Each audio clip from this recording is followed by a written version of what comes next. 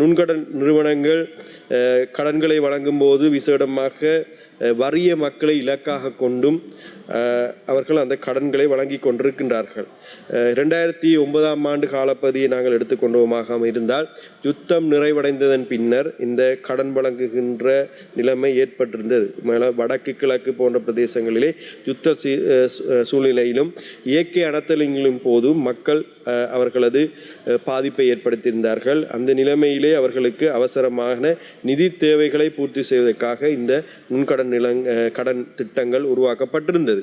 அவை இதிலே விசேடமாக பெண்கள் தலைமை தாங்கும் குடும்பங்களை தான் இதிலே இலக்காக கொண்டு வழங்கப்பட்டிருந்தது. இதிலே கிழக்கத்திய நாடுகளுக்கு சென்று அங்கே தொழிற்படுகின்ற தொழிலாளர்களை குடும்பங்களை அவர்களின் குடும்பங்களை இலக்காக கொண்டு இந்த கடன்கள் வழங்கப்பட்டிருந்தது. அதிலே அந்த கடன்கள் அதிக வட்டி கூடியதாகவும் அதே நேரம் வாராந்த முறையிலே அறவிடக்கூடியதாகவும் இந்த கடன் தவணை முறை அமைந்திருந்தது.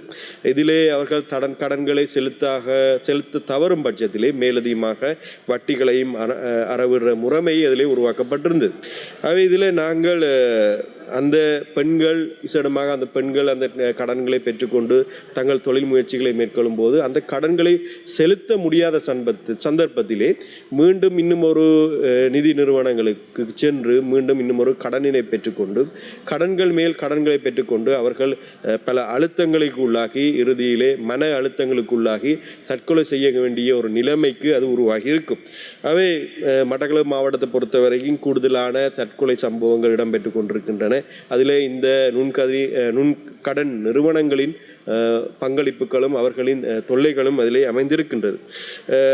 வறிய மக்கள் என்ற ரீதியிலே அவர்கள் அந்த கடன்களை செலுத்தும் போது அவர்களுக்கு நாங்கள் நிவாரணங்களையும் பாதுகாப்புகளையும் அவர்களை பாதுகாக்க வேண்டிய பொறுப்பும் எங்களது அரசாங்கத்துக்கு இருக்கின்றது.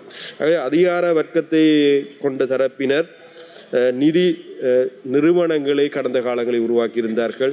கடந்த காலங்களில் இந்த பாராளுமன்றத்திலே அமைச்சராக பாராளுமன்ற உறுப்பினராக இருந்தவர்களும் கூட இதிலே சம்பந்தப்பட்டிருந்தது. அவர்களது பேரிலே நிதி நிறுவனங்கள் அவர்கள் சம்பந்தப்பட்டவர்களின் பேரிலே நிதி நிறுவனங்கள் உருவாக்கப்பட்டு மக்களை அவர்கள் தொல்லைப்படுத்தி இருந்ததை நாங்கள் அவதானிக்கக்கூடியதாக இருக்கின்றது.